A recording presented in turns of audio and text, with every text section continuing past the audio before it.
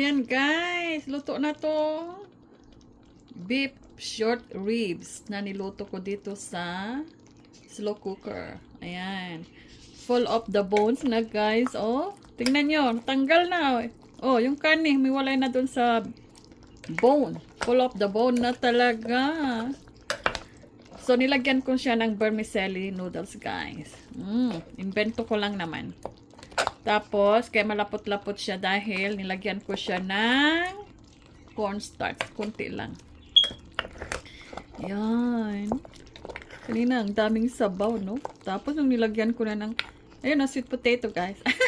Invento ko lang naman. Basta vegetables, kahit anong vegetables ilagay mo rito, okay lang.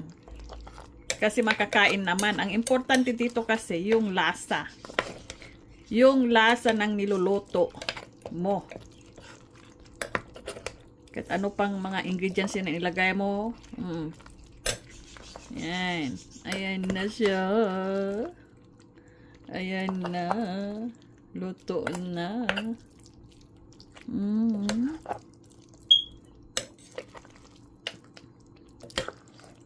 Ayan.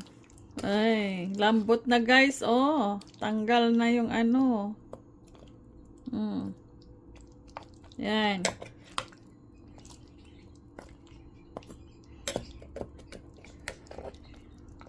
Ayan. Yep. Here. Wala na yung bone niya, oh. Tanggal na. Nahiwalay na. Sarap. Natikman ko na guys ang lasa. Sa totoo lang. Ang lasa. Ayan. Nagugustuhan to ng mga anak ko.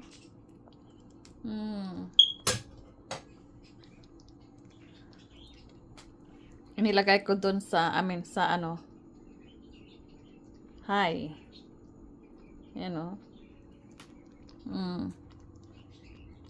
Ay, ang sarap. Dinner namin. Mamaya.